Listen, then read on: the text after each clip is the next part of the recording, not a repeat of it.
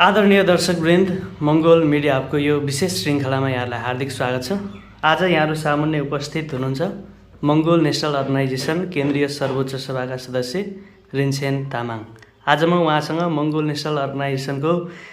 निर्वाचनको समीक्षा र समसामयिक राजनीतिको विषयमा केन्द्रमा रहेर कुराकानी गर्नेछु। सर्वप्रथम आउनुहोस्, उहाँलाई स्वागत गरौँ। स्वागत छ सर। हजुर, हस्, धन्यवाद। तपाईँहरू यति बेला पूर्वको भ्रमणको सिलसिलामा झापा र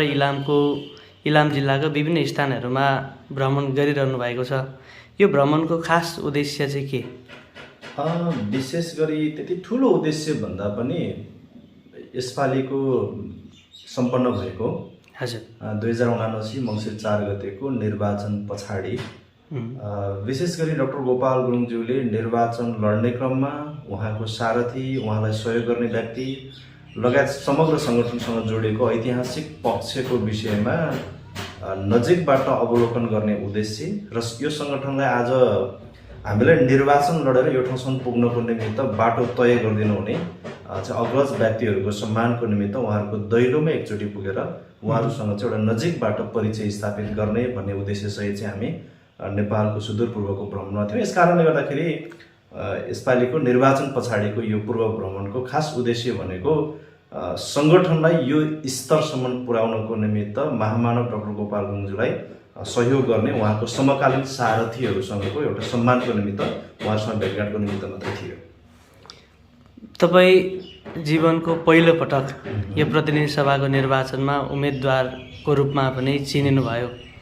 धादिङको त्यो क्षेत्रबाट पहिलोचोटि निर्वाचन लड्दै गर्दाखेरि त्यो निर्वाचनलाई थोरै समीक्षा गरेर हेर्दाखेरि के भन्नुहुन्छ? यसपालिको पक्कै पनि यसपालिको निर्वाचनमा मात्रै यो सङ्गठनभित्रको राजनैतिक अभियानको क्रममा समय बिताएको केही वर्षहरू, केही दशक नै भएको भए तापनि आफूलाई जनताको बिचमा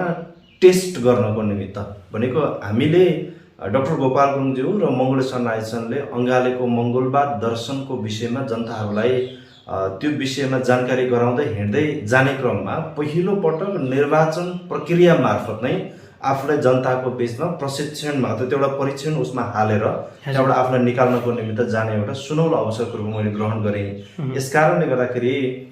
धादिङ जिल्लाको निर्वाचन क्षेत्र नम्बर 1 तर्फ पहिलो पटक यो मङ्गोल नेसनल अर्गनाइजेसनलाई प्रतिनिधित्व गराउँदै जनताहरू, किनकि त्यो धादिङको निर्वाचन क्षेत्र नम्बर 1 मा रहेका त्यहाँका निकै जनताहरूमा त्यो खालको चासो त थियो होला, डाक्टर गोपाल गुरुङज्यूको दर्शन त अध्ययन त गरेको थियो होला, तर पनि त्यसलाई नेतृत्व पङ्क्तिबाट अगाडि बढाउने हिसाबले डाक्टर गोपाल गुरुङज्यूको मङ्गोलवाद दर्शनमा जोडिने हिसाबले लान सक्ने माध्यम नहुँदै गर्दाखेरि मैले एउटा पुलको काम गरेर जनताको बिचबाट डाक्टर गोपाल गुरुङज्यूको मङ्गोलवाद दर्शनले मात्रै अबको यो मुलुक समृद्ध बन्न सक्छ भनेर बसेका जनताहरूको निमित्त चाहिँ मैले एउटा सुनौलो अवसर लिएर गएँ भन्ने मलाई लाग्छ। यस कारणले गर्दाखेरि गत मङ्सिर 4 गते सम्पन्न भएको निर्वाचनमा चाहिँ मेरो आफ्नो जीवनको पनि पहिलो उम्मेदवारी र मैले जुन ठाउँबाट उम्मेदवारी दिँदै थिएँ त्यो क्षेत्रकै निमित्त डाक्टर गोपाल गुरुङज्यूले चाहिँ भद्रगोल जेलभित्र स्थापना गर्नुभएको मङ्गोल नेसनल अर्गनाइजेसनको पहिलो उम्मेदवारी भएको कारणले गर्दाखेरि पनि यो पहिलो पटकको निर्वाचन जनताहरूसँग परिचय स्थापित गर्ने हिसाबले चाहिँ अगाडि बढ्यो। यस कारणले गर्दाखेरि त्यो निर्वाचनलाई फर्केर हेर्दाखेरि हामीले जति गर्न सक्यौँ चाहिँ आम कोही मतदाता भएर सहयोग गरे, कोही निर्वाचन प्रक्रियाको समयमा डाक्टर गोपाल गुरुङज्यूको दर्शन फैलाउनको निमित्त घरदैलो गरेर सहयोग गरे, विभिन्न माध्यमबाट मान्छेहरू जोडेर सहयोग गर्दै गर्ने क्रममा गत निर्वाचनमा फर्केर हेर्दाखेरि त्यसलाई थोरै समीक्षा गरेर हेर्दाखेरि हामीले के पायौँ भन्दा जति गर्न सक्यौँ राम्रै गऱ्यौँ भन्ने चाहिँ हामीलाई लागिरहेको अवस्था छ। निर्वाचन अगाडि तपाईँले जुन हिसाबले निर्वाचनलाई परिणाममुखी बनाउँछौँ भनेर भन्नुभयो, निर्वाचनको मत परिणामहरू आइसके पश्चात विगतको मतलाई हेर्दाखेरि त एमएनओ निकै अगाडि बढेको देखिन्छ, तर कुनै पनि क्षेत्रमा यसले जित हासिल गर्न सकेन अथवा निर्वाचनको परिणाम चाहिँ त्यो परिणाममुखी बन्न सकेन। त्यसकारण तपाईँ अहिले केन्द्रको सर्वोच्च सभाको सदस्य हुनुहुन्छ। समग्र देशभरिको निर्वाचनमा एमएनओले आफ्नो उम्मेदवारी दिइरहँदाखेरि यो निर्वाचनको समीक्षा गर्दै गर्दाखेरि किन तपाईँहरूले परिणाम निकाल्न सक्नु भएन जस्तो लाग्छ? यसलाई त अब विश्लेषण कसरी गर्ने भन्ने कुरा हो। पक्कै पनि तपाईँले खोतल्न खोज्नु भए जस्तै हामी निर्वाचन पूर्वको समयमा पनि हामीले भनिराखेका थियौँ देशको राजनीतिमा हामीले गरेको कर्म, हामीले गरेको राजनीतिले चाहिँ देश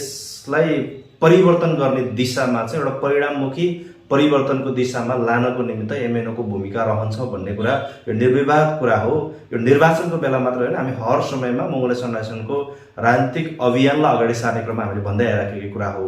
र निर्वाचनको परिप्रेक्ष्यमा पनि तपाईले बताउनु भए जस्तै निर्वाचनको बेला पनि हामीले के चाहिँ भनेर गएका थियौँ भन्दाखेरि पक्कै पनि हामीले परिणाममुखी निर्वाचन सहभागिता हो भनेर गयौँ। त्यही अनुकूलको हाम्रो नजरबाट हेर्दाखेरि यसपालिको निर्वाचनमा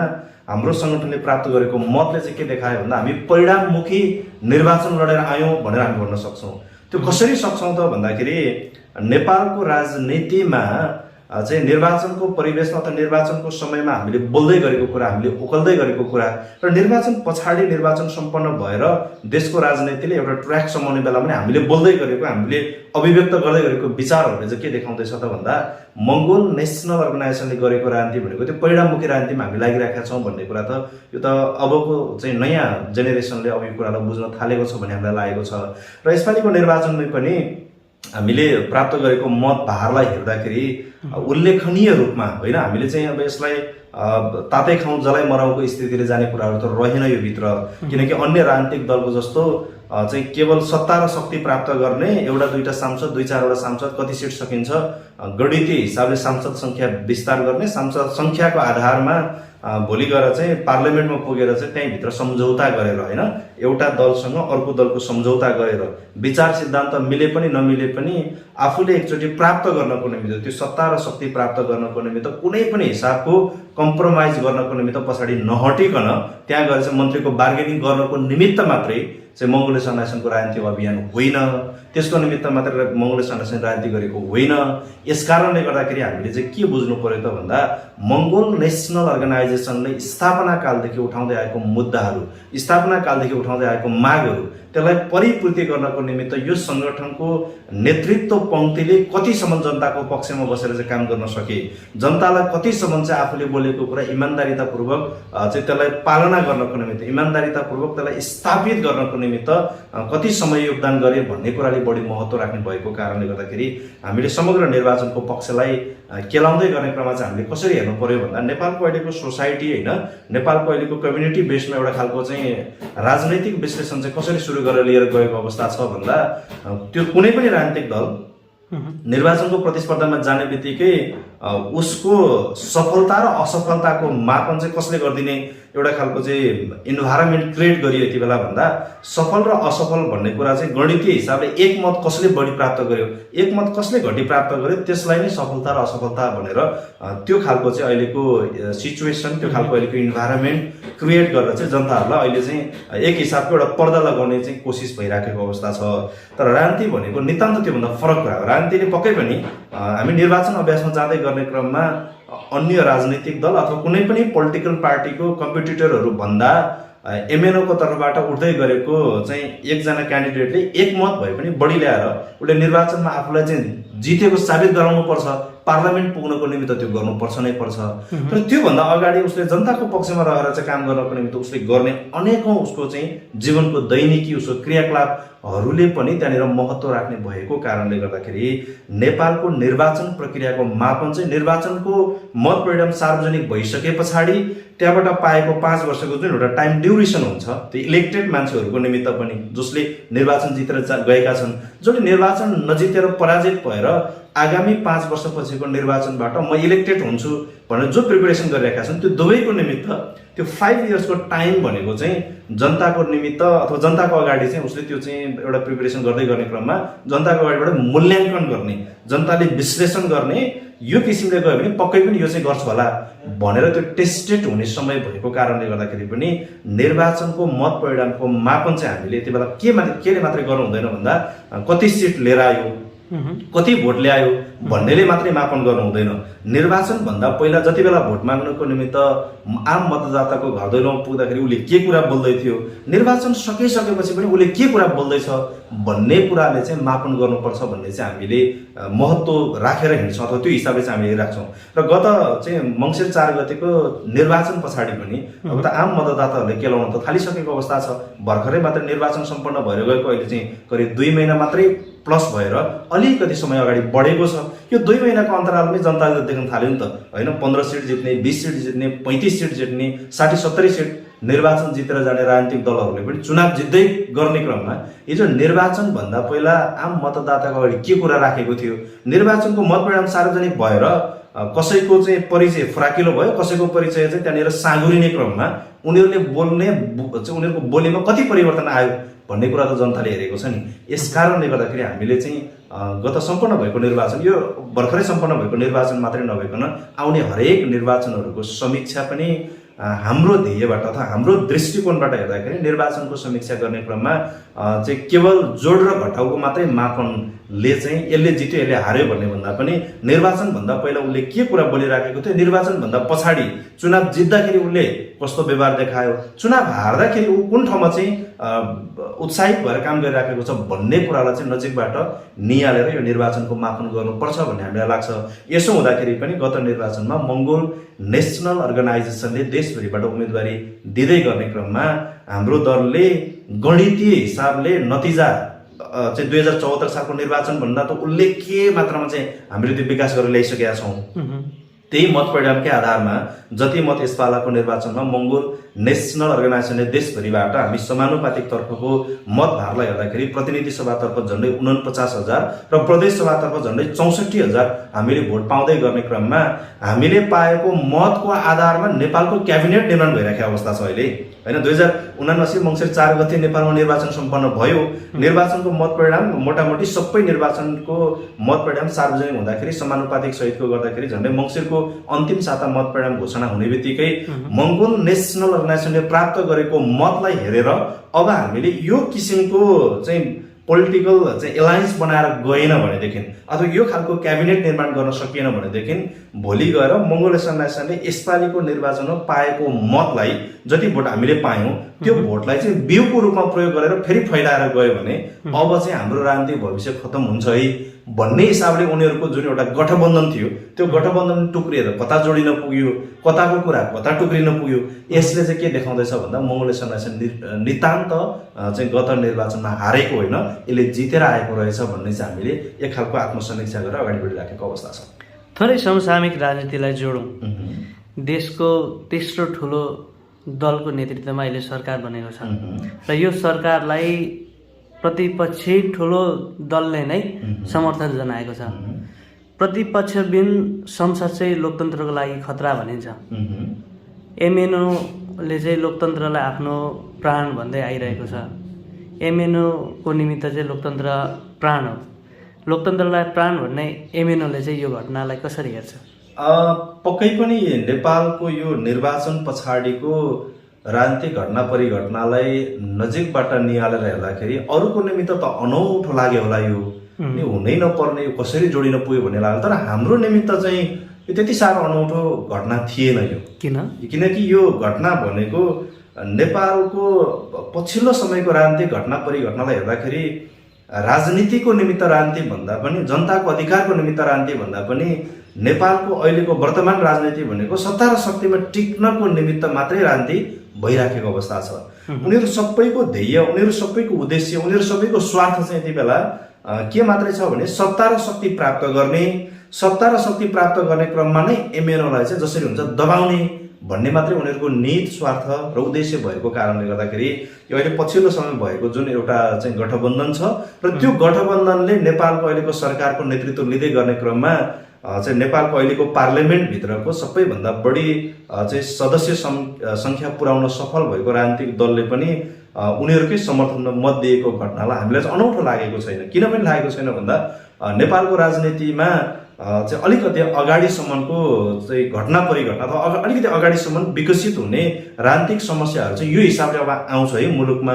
भन्ने कुरा चाहिँ मङ्गोल नेसनल अर्गनाइजेसनको नेतृत्व पङ्क्तिहरूले त्यसलाई चाहिँ देख्न सक्ने अथवा त्यो विषयमा चाहिँ अलिकति अगाडि नै बुझ्न सक्ने त्यो एउटा राजनीतिक सुझबुझ राख्ने भएको कारणले गर्दाखेरि हामीलाई चाहिँ त्यो अनौठो चाहिँ लागेन। तर कुरा के चाहिँ सही हो भन्दाखेरि लोकतन्त्रको निमित्त अथवा लोकतन्त्र भएको त्यो हर मुलुकमा त्यो नेपालको निमित्त मात्रै नभइकन विश्वका कयौँ मुलुकहरू जुन जुन मुलुकमा अहिले लोकतन्त्रको चाहिँ असली अभ्यास भइराखेको छ, त्यो लोकतन्त्रको असली अभ्यास भएको हरेक मुलुकहरूको निमित्त एउटा रुलिङ पार्टी र अर्को एउटा चाहिँ त्यहाँनिर अपोजिसन पार्टी हरेक देशमा हुन्छ। एउटा त्यहाँनिर चाहिँ सत्ता सञ्चालन गर्ने एउटा चाहिँ सत्ता सरकार सञ्चालन गर्ने एउटा गभर्मेन्ट हुन्छ। त्यसको विरुद्धमा जुन ठाउँमा चाहिँ उसले जनताको अगाडि बदमासी गरिरहेको छ त्यो विषयमा खबरदारी गर्नको निमित्त एउटा अपोजिसन पोलिटिकल पार्टी त्यो हरेक मुलुकमा हुन्छ। तर हाम्रो देश नेपाल जुन देशभित्र चाहिँ एउटा देशले अहिले सरकार सञ्चालन गरिराखेको चाहिँ जुन एउटा गठबन्धन छ, एउटा एक्जिस्टिङ गभर्मेन्टले गरेको कामलाई हेरेर वेटिङ गभर्मेन्टको रूपमा चाहिँ देशको वर्तमान शासकहरू बस्न सक्दैनन्। किनकि उनीहरूलाई के थाहा छ भन्दाखेरि कुनै पनि बेला देशको बहुसङ्ख्यक जनताको ध्यान चाहिँ डाक्टर गोपाल गुरुङज्यूले स्थापित गर्नुभएको मङ्गोलवाद दर्शनमा आधारित भएर नेपालको राजनीतिमा एउटा आफ्नो छुट्टै चाहिँ विरासत जोगाएर एउटा आफ्नो छुट्टै परिचय स्थापित गरेर अगाडि बढेको मङ्गोल नेसनल अर्गनाइजेसनले वास्तविक कुरा जनतालाई बुझाउन सकेको खण्डमा र देशको बहुसङ्ख्यक जनताहरू मङ्गोल नेसनल अर्गनाइजेसन जोडिन सकेको खण्डमा वर्तमान रहेका शासकहरूको राजनीति गर्ने उनीहरूको सबै चाहिँ हक अधिकारहरू सदाको लागि त्यो गुमेर जान्छ। यो हुन नदिनको निमित्त उनीहरू के गरिरहेका छन् भन्दा उनीहरू हतारिराखेका छन्। जसै गरी भए पनि शक्तिमा पुग्नै पर्यो। त्यो शक्तिमा पुग्नको निमित्त, सत्ता प्राप्त गर्नको निमित्त, एकचोटि मन्त्री प्रधानमन्त्री खानको निमित्त हिजो मैले जनताको बिचमा गएर चाहिँ भोट माग्ने क्रममा मैले चाहिँ यो वचन दिएको थिएँ, मैले यो प्रतिबद्धता गरेको थिएँ भन्ने कुरालाई चटक्कै भुलेर जस्तो सुकै सम्झौता गरेर भए पनि सत्ता र शक्तिमा पुग्न चाहिँ उनीहरू आतुर भइराखेको चाहिँ हामीले नेपालमा विकसित भएको सबै राजनीतिक घटना परिघटनाबाट देख्न सक्छौँ। यसो हुँदाखेरि गत चाहिँ निर्वाचनबाट निर्वाचित भएर आएको सांसदहरूको र अहिले तपाईँले बताउनु भए अनुसार देशको तेस्रो राजनीतिक दलले चाहिँ नेपाल सरकारको नेतृत्व गर्दै गर्ने क्रममा प्रमुख प्रतिपक्षीय दल भनिने चाहिँ दलको तर्फबाट पनि त्यहाँनिरबाट चाहिँ एउटा खालको चाहिँ पार्टीको व्हिप नै जारी गरेर समर्थनमा मत हाल्दै गर्नु भनेको लोकतन्त्रको निमित्त यो दुर्भाग्य हो। तर फेरि के हामीले के चाहिँ बुझ्नु पर्यो भन्दा लोकतन्त्रको निमित्त चाहिँ दुर्भाग्य हो, तर यो चाहिँ फेरि अनौठो घटना चाहिँ होइन फेरि। किनभने उनीहरू भनेको जसै गरी भए पनि मङ्गोल नेसनल अर्गनाइजेसनलाई रोक्न र छेक्नको निमित्त उनीहरूले कसै गरी भए पनि आफ्नो सत्ता र शक्ति बचाउनको निमित्त उनीहरू एकै ठाउँमा उभिन्छन् भन्ने कुरा चाहिँ यो हाम्रो पालाको कुरा होइन। हिजो यो सङ्गठन स्थापित गर्नुहुने महामानव फाउन्डर प्रेसिडेन्ट डाक्टर गोपाल गुरुङज्यूकै पालामा उहाँले नै बताइदिएर जानुभएको थियो, उहाँले नै भनिदिएर जानुभएको थियो। र अहिलेको नेपालमा विकसित भएको राजनीतिक घटना परिघटनाले त के चाहिँ देखाउन थाल्यो भन्दा डाक्टर गोपाल गुरुङज्यूले आजभन्दा झन्डै 3 दशक पहिला, डाक्टर गोपाल गुरुङज्यूले आजभन्दा झन्डै 4 दशक पहिला उहाँले गर्नुभएको भविष्यवाणी अनुरूप नेपालको राजनीति त्यो ट्र्याकमा हिँड्न थाल्यो भने चाहिँ हामीले बुझ्न थाल्यौँ। त्यो कसरी बुझ्न थाल्यौँ भन्दा डाक्टर गोपाल गुरुङज्यूले त आजभन्दा 3 दशक 4 दशक पहिला पनि भन्नुहुन्थ्यो, उहाँले बताउनुहुन्थ्यो नेपालमा अन्तिममा गएर जम्मा 2वटा पोलिटिकल पार्टी हुन्छ। एउटा 80% मङ्गोल जनताहरू, नेपालको जो बहुसङ्ख्यक जनताहरू छ यो 80% अहिन्दू मूलवासी मङ्गोल जनताहरूको नेतृत्व गर्ने साझा राजनैतिक दलको रूपमा, राजनीतिक सङ्गठनको रूपमा मङ्गोल नेसनल एकापट्टिबाट अगाडि बढ्छ र त्यसैको अर्कोपट्टि अर्को एउटा चाहिँ 20% हिन्दू आर्य बाहुन क्षेत्रीहरूको नेतृत्व गर्ने गरी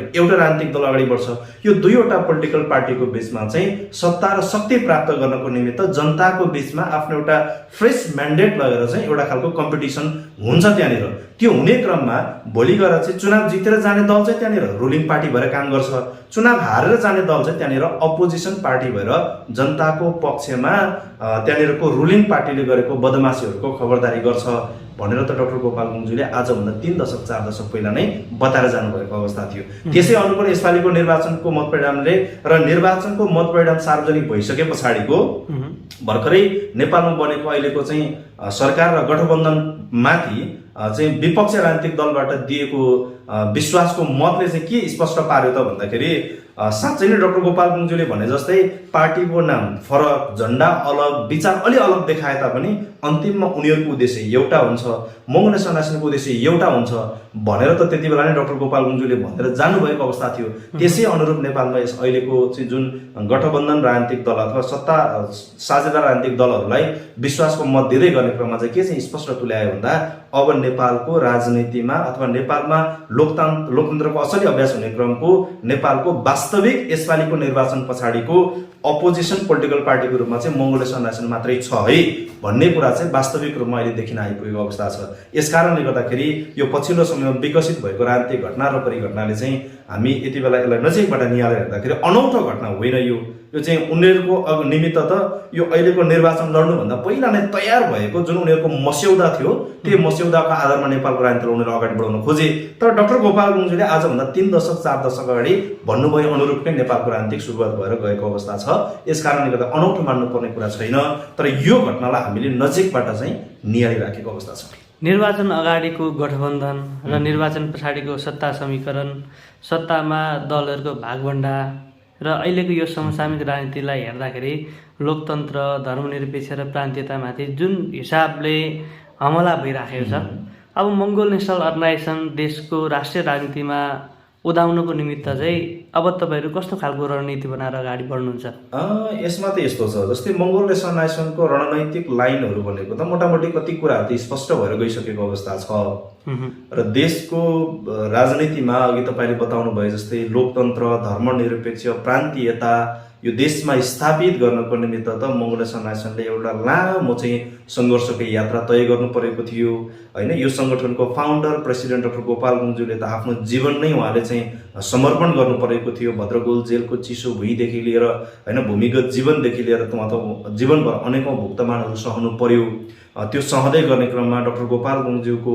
समकालीन थोरै उहाँको सारथीहरू जो इमान्दार भएर डाक्टर गोपाल गुरुङज्यूलाई सहयोग गर्नुभयो, डाक्टर गोपाल गुरुङज्यूभन्दा पछाडिको दोस्रो जेनेरेसनले पनि उहाँलाई सहयोग पुर्याउनु भयो। उहाँहरूकै सहयोगको कारणले गर्दाखेरि देशमा चाहिँ यो लोकतन्त्र, धर्मनिरपेक्ष र प्रान्तीयता भन्ने एउटा सुनौलो मुद्दा होइन, एउटा युगान्तकारी परिवर्तन को चाहिँ मूल चाहिँ एउटा कडी बोक्ने चाहिँ एउटा व्यवस्था स्थापित भएर गएको अवस्था छ।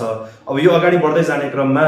नेपालको राजनीतिमा विकसित भएको यो खालको चाहिँ विभिन्न किसिमका राजनीतिक घटना परिघटनाहरूलाई संल्याउँदै यो मुलुकमा चाहिँ एउटा स्थायी व्यवस्था, यो मुलुकलाई चाहिँ एउटा स्थायी परिवर्तनको दिशामा लानको निमित्त मङ्गोल नेसनल अर्गनाइजेसनले पक्कै पनि आफ्नो एउटा चाहिँ अभियानहरूलाई त अगाडि सारेको छ। तर भन्नु नै पर्दाखेरि अथवा चाहिँ अहिलेको आम मतदाताहरूमा चाहिँ लागिराखेको एउटा जिज्ञासाको रूपमा, उहाँहरूको मनभित्र रहेको कौतूहलताको रूपमा अबको दिनमा चाहिँ यो एमएनओले कस्तो रणनीति अपनाउला, देशको राजनीतिको मूलधारमा राष्ट्रिय राजनीतिक दलको रूपमा स्थापित गर्नको निम्ति के गर्ला भन्ने कुरा जुन उठिराखेको प्रसङ्गहरू छ, यो प्रसङ्गलाई त गत निर्वाचनको मतपरिणामले नि देखाइदिएको छ। के देखाइदियो त भन्दा मङ्गोल नेसनल अर्गनाइजेसन मात्रै नेपालको राजनीतिमा एउटा यस्तो राजनीतिक दल जुन राजनीतिक दलको आफ्नो परिचयलाई फराकिलो बनाउनको निमित्त कुनै पनि घटना परिघटना घटाइराख्न आवश्यक छैन। यहाँनिर कुनै पनि बनावटी जनताको अगाडि भ्रम छर्ने र जनतालाई एकैछिनमा चाहिँ भुलाइहाल्ने खालको चाहिँ त्यहाँ गुलियो कुरा, मिठो कुरा, चिप्लो कुरा राखिराख्न आवश्यक छैन भन्ने कुरा त गत निर्वाचनको मतपरिणाम नै देखाइदियो। त्यो के देखायो त भन्दा हिजो 2074 सालको निर्वाचनको समयतिर हामीले देशभरिमा मोटामोटी प्राप्त गरेको मत त भनेको त्यो करिब 15-16 हजार मात्रै हामीले मत प्राप्त गरेका थियौँ। तर त्यो मतको यसपालिको निर्वाचन पछाडि जसरी त्यो चाहिँ फराकिलो भएर चाहिँ देशभरिको जनताले हामीलाई विश्वास गरेर मत प्रदान गर्नुभयो, यो 5 वर्षको अन्तर समयभित्र हामीले गरेको क्रियाकलाप भनेको पनि यो मुलुकमा स्थापित भएको यही लोकतन्त्र, यही धर्मनिरपेक्ष, यही प्रान्तीयताको असली अभ्यास हुन सकेको छैन। यो 3वटा मुद्दाको असली अभ्यास यो मुलुकमा हुन सक्यो भने देशले त अर्कै रूप लिन सक्छ अथवा अर्कै रूप लिएर गइहाल्छ, देशमा काँचुली फेर्न सक्छ, विभिन्न किसिमका परिवर्तनहरू स्थापित हुन सक्छन्। तर नेपालमा लोकतन्त्रको कुरा गर्ने, धर्मनिरपेक्षको कुरा गर्ने, प्रान्तीयताको कुरा गर्ने, लोकतन्त्रको कुरा गरेर बोल्न पनि अङ्कुश लाउन खोज्ने, धर्मनिरपेक्षको कुरा गरेर उही एकल धर्मलाई मात्रै चाहिँ प्रशय दिने, प्रान्तीयताको कुरा गरेर फेरि प्रान्तलाई अधिकार नदिएर उही केन्द्रीकृत शासन सत्ता सञ्चालन गर्न खोज्ने, यही कुरा भएको कारणले गर्दाखेरि देशले परिवर्तन पाउन सकेन। यसको निमित्त चाहिँ यो 3वटा कुरालाई चाहिँ इमान्दारितापूर्वक असली हिसाबले अभ्यास गरिनुपर्छ। तर अहिलेको नेपालको शासकहरूले के गरे त भन्दा यही 3वटा कुराहरू हो बोल्ने त, यो 3वटा कुराको विकल्प त अब त विश्वमा छँदै छैन। यही 3वटा कुरा बोल्ने, तर त्यसलाई एप्लाई गर्ने क्रममा, त्यसलाई कार्यान्वयन गर्ने क्रममा चाहिँ फेरि के गरिदियो त भन्दा कार्यान्वयन गर्दाखेरि चाहिँ बदमासी गरेर कार्यान्वयन गरेको कारणले गर्दा देशले परिवर्तन पाउन सकेन। यो 3वटा मुद्दालाई इमान्दारीपूर्वक कार्यान्वयन गरेको खण्डमा देशले परिवर्तन पाउन सक्छ भन्ने मूलभूत कुराहरू नै हामीले यो 5 वर्षको समय अवधिभित्र बताएकै कारणले गर्दाखेरि देशको चाहिँ झन्डै 49,000 जनताहरूले चाहिँ मङ्गोल नेसनल अर्गनाइजेसनलाई एउटा आशा, विश्वास, भरोसा गरेर एकदम स्वच्छ मत, त्यहाँनिर न कसैले चाहिँ हाम्रो सङ्गठन तर्फबाट कसैले मासु पनि खुवाएन, कसैले पैसा पनि बाँडेन, कसैले धाक धम्की पनि दिएन। स्वत स्फूर्त देशबाट उठेको मतले चाहिँ झन्डै 49,000 मत प्राप्त एउटा राजनीतिक दलको रूपमा फराकिलो परिचय स्थापित भएर गएको कारणले गर्दाखेरि आगामी दिनमा यो सङ्गठनलाई राष्ट्रिय राजनीतिको केन्द्रबिन्दुमा स्थापित गर्नको निमित्त पनि हामीले अहिले चाहिँ यो निर्वाचनको अनुभवले हामीलाई के सिकायो भन्दा हामीले सत्ता र शक्तिमा पुग्नको निमित्त र हाम्रो परिचयलाई फराकिलो बनाउनको निमित्त चाहिँ हिजो कङ्ग्रेसले मचाएको जस्तो विभिन्न आन्दोलनहरू, एमाले सुरु गरेको आन्दोलन, माओवादीले गरेको विभिन्न घटना दुर्घटनाहरू त्यो चाहिँ आवश्यक छैन रहेछ। जनताको पक्षमा बसेर शासकहरूले गरेको बदमासीको विषयमा भण्डाफोर गर्ने र जनताकै पक्षमा बसेर जनतालाई हिजो हामीले के दिन्छौँ भनेर यो सङ्गठन खोलेका थियौँ, के कुरा पुरा हुनुपर्छ भनेर यो सङ्गठन खोलेका थियौँ, त्यो कुराको बाटो चाहिँ नछोडिकन निरन्तर अगाडि बढ्यो भने मात्रै पनि चाहिँ निर्वाचनको मत परिणामबाट चाहिँ आफ्नो परिचय फराकिलो भनेर राष्ट्रिय राजनीतिक दलको रूपमा स्थापित हुने र राष्ट्रिय राजनीतिको केन्द्रबिन्दुमा आफ्नो भूमिका प्रस्तुत गर्ने ठाउँमा यो दललाई पुर्याउन सकिने रहेछ भन्ने कुरा हामीले बुझेको कारणले गर्दाखेरि पनि अबको आगामी दिनमा पनि मङ्गोलिया संगठनको मूलभूत रूपमा यो तीनवटा कुरा लोकतन्त्र, धर्मनिरपेक्ष र प्रान्तीयताको असली अभ्यास वर्तमान शासकहरूले गरेको छैनन्। यो तीनवटा कुरालाई झन् खतम गर्ने बाटोतिर उनीहरूले लिएर जान खोजिराखेको छ। उनीहरूले अहिले जनतालाई के देखाउँदैछ भन्दा हिजो राजा राजतन्त्र पञ्चायत व्यवस्था हुँदाखेरि पनि जनताले पाएको यस्तै दुःख थियो, यो लोकतन्त्र, धर्मनिरपेक्ष र प्रान्तीयताले के नै देला भनेको यसले पनि नदिँदो रहेछ, उस्तै त रहेछ नि, बेकामै रहेछ भन्ने खालको एउटा भ्रम सिर्जना गर्न खोजिराखेको छ। त्यसो होइन, यसको वास्तविक गुण भनेको अलिक अलग हुन्छ भन्ने कुरा चाहिँ बताउनको निमित्त नै यो सङ्गठनले करिब करिब अबको बाँकी निर्वाचन पछाडिको समय खर्चिन्छ। त्यो खर्चिने क्रममा नै जनताहरूको मन जितेर फेरि पनि अब आउने अर्को निर्वाचनबाट यो सङ्गठनलाई चाहिँ राष्ट्रिय राजनीतिको मूलधारमा हामी अहिले पनि छौँ। मैले अहिले अघि नै तपाईँहरूलाई बताइहालेँ, कति मान्छेहरूलाई थाहा छैन होला नेपालमा किन यस्तो खालको राजनीतिक घटना घट्छ त। हिजो चाहिँ निर्वाचन चाहिँ हुनुभन्दा पहिला एउटा गठबन्धन, निर्वाचन सकेपछि अर्को गठबन्धन, फेरि मन्त्री परिषद गठन भइसके पछाडि विपक्षी दलले नै समर्थनमा चाहिँ विश्वासको मत दिनु, यो कस्तो कस्तो अनौठो घटना घट्यो भन्ने लागिरहेको। अनौठो नै होइन, यो हाम्रो निमित्त त यो त हामीले सोचे अनुकूलकै घटना घटिरहेका छ। यस कारणले गर्दाखेरि उनीहरूले यो खालको घटना परिघटना किन बनाइरहेका छन् भन्दा निर्वाचन पहिला एउटा गठबन्धन, निर्वाचन पछि अर्को गठबन्धन, चाहिँ मन्त्री परिषद गठन भइसकेपछि प्रधानमन्त्रीलाई विश्वासको मत दिने बेलामा चाहिँ विपक्षी दलले विश्वासको मत दिनु, यो सबै कुरा भनेको मङ्गोलिया संगठनले पाएको मत, मङ्गोलिया संगठनले पाएको मत दिने चाहिँ जो मतदाताहरूको मस्तिष्कमा आएको राजनीतिक चेतना र मङ्गोलिया संगठनले खेलेको रणनीतिक भूमिकालाई हेरेर उनीहरूले यो खालको नाटकीय भूमिका गरे जस्तो चाहिँ जनतालाई परेको छ। त्यसो होइन, मङ्गोलिया संगठनले यति बेला पनि देशको मूल राजनीतिमा आफ्नो चाहिँ एउटा मुख्य भूमिका निर्वाह गरिराखेको छ। यस कारणले गर्दाखेरि आम मतदाताहरूप्रति चाहिँ के एउटा कुरा चाहिँ मैले जानकारी गराउनै नै पर्छ यति बेला भने नेपालको राजनीतिमा घट्ने प्रत्येक घटनाहरू चाहिँ मङ्गोलिया संगठनको नेतृत्व पङ्क्तिले, मङ्गोलिया संगठनको नेतृत्वले अभिव्यक्त गरेको विचारको आधारमा, मङ्गोलिया संगठनले प्राप्त गरेको मतको आधारमा र मङ्गोलिया संगठनले फैलाउँदै गरेको राजनीतिक चेतनाको स्तरको विकासको आधारमा देशको राजनीतिले फरकपन, देशको राजनीतिले नौलोपन लिन खोजिराखेको कुरा चाहिँ म आम मतदातालाई बताउन चाहन्छु। अन्त्यमा छुटेका प्रश्नहरूको केही जवाब छन् भने छोटोमा? पक्कै पनि अब त विशेष गरी हामीले भर्खरै निर्वाचन सम्पन्न भएर आएको छ। निर्वाचन पछाडि प्राप्त भएको मतको आधारमा, निर्वाचन पछाडि अहिलेको नेपालको संसद हलमा प्रवेश गर्ने राजनीतिक दलहरूको अनुहार, राजनीतिक दलको नेतृत्व पङ्क्तिको अनुहार, संसदभित्र प्रतिनिधित्व गर्न पुगेका सांसदहरू र ती सांसदहरूले बोलेका हरेक कुराहरूले चाहिँ के चाहिँ अहिले देखाउँदैछ भन्दाखेरि समग्र देशको विकासको नाममा चाहिँ चर्को नारा लगाए पनि, क्रान्तिकारी भाषण गरे पनि, राष्ट्रवादीको कुरा गरे तापनि यो निर्वाचन पछाडिको अबको समय पनि हिजो निर्वाचन हुनुभन्दा पहिला जुन परिवेशमा नेपालको नेपाली जनताहरूले दुःख पाइराखेको थियो त्यही हिसाबले नै नेपालको राजनीति अगाडि बढाउने एउटा षड्यन्त्र भइराखेको अवस्था छ। यसबाट अबको नेपालको समग्र मतदाताहरूले वास्तविक कुरा बुझेर नेपालको राजनीतिमा मैले यति बेला भन्नै पर्छ चाहिँ विश्वकै राजनीतिक इतिहासलाई हामीले हेर्दाखेरि त्यो कुनै पनि मुलुक चाहिँ होस्, हामीले त्यो हेर्न सक्छौँ, कुनै पनि मुलुक त्यो देशको जनताहरूको पक्षमा आफ्नो खुन पसिना बगाएर त्याग र तपस्या गर्ने महान व्यक्तिको पक्षमा त्यो देशको जनताहरू नगएसम्म, त्यो व्यक्तिलाई न्याय दिनको निमित्त कुनै पनि कसर बाँकी नराखिकन त्यो देशको जनताहरू नलागेसम्म त्यो कुनै पनि देशले मुक्ति पाउन सकेको अवस्था छैन, त्यो कुनै पनि देशको जनताहरूले अधिकार पाउन सकेको अवस्था छैन। उदाहरणको निमित्त हामी रहेको छिमेकी मुलुक, हामीले चाहिँ चीनको उदाहरण हेरौँ, चीनको अवस्था नै त्यही हो, भारतको अवस्था नै त्यही हो। वर्तमान भारतलाई हामी हेरौँ, वर्तमान भारतको त्यहाँको बहुसङ्ख्यक, त्यहाँको झन्डै 85% मूल निवासी जनताहरूलाई अधिकार सम्पन्न बनाउनको निमित्त आफ्नो जीवन समर्पण गर्ने, होइन, आफ्नो जिन्दगी कुर्बान गर्नुहुने त्यहाँको चाहिँ महामानव चाहिँ भीमराव अम्बेडकरको दर्शन र सिद्धान्त बुझ्न नसक्दाखेरि त्यो देशको जनताले जसरी दुःख पाइराखेका छन्। चाहिँ वर्तमान चीनपट्टि हामी फर्केर हेरौँ, चीनमा हिजो त्यहाँको चाहिँ एउटा तानाशाही व्यवस्थालाई ढालेर देशको समग्र जनताहरूको सुगम व्यवस्था ल्याउनको निमित्त माओ सेतुङले जसरी क्रान्ति गरे त्यही कुरालाई अङ्गीकार गर्दै, त्यही कुरालाई चाहिँ अनुसरण गर्दै, बरु त्यसमा केही कुरा छुटेका फुटेका कुराहरूलाई चाहिँ परिवर्तन गर्दै त्यो कुरालाई अगाडि बढाउने त्यो देश अहिले कहाँबाट कहाँ पुग्न सफल भयो भने हामीसँगै रहेको छिमेकी मुलुक भारतको जनताले किन दुःख पायो त भन्दा त्यो महान व्यक्ति चिन्न नसकेर, त्यो महान व्यक्तिले गरेको त्याग तपस्या र योगदानको निमित्त चाहिँ सेल्युट गरेर न्याय दिन नसकेको कारणले गर्दाखेरि नै आज त्यो देशको जनताहरूले दुःख पाइराखेका छन्। र हाम्रो देश नेपालमा पनि कुरा त्यही हो। हाम्रो देश नेपाललाई पनि संसारमा चाहिँ पहिलो नम्बरको देश बनाउनको निमित्त, संसारमा चाहिँ आफ्नो एउटा चाहिँ परिचय स्थापित गर्ने मुलुकको रूपमा चाहिँ एउटा स्तरमा पुर्याउनको निमित्त यो देशमा खुन पसिना बगाएर सङ्घर्ष गर्ने महामानव डाक्टर गोपाल गुरुङज्यूलाई चिन्न नसकेसम्म, उहाँलाई न्याय दिलाउन नसकेसम्म हामी नेपालको कुनै पनि जनताहरूको चाहिँ एउटा चाहिँ सुन्दर भविष्य निर्माण हुन सक्दैन। यसो हुँदाखेरि पनि हामीले अब चाहिँ यो समय आइसकेको छ र नेपालको वर्तमान शासकहरूले हामीलाई परिवर्तन केही पनि दिँदैनन्। नेपालको राजनीतिमा आजसम्म जति पनि परिवर्तन भए तापनि, जति नै परिवर्तनको निमित्त क्रान्ति गरेको भए तापनि केवल एउटै नस्ल, एउटै बोली, एउटै व्यवहार, एउटै संस्कारबाट जन्मी हुर्की गएका व्यक्तिहरूको हातमा देशको सत्ता र शक्ति रहेको कारणले गर्दाखेरि हामी नेपालको बहुसङ्ख्यक जनता मात्रै नभइकन नेपालको समग्र जनताहरूले अप्ठ्यारो परिस्थितिमा हामीले अभिभावकको रूपमा सरकार पाउन सक्दैनौँ। यसकारणले गर्दाखेरि नेपालको समग्र जनताहरूले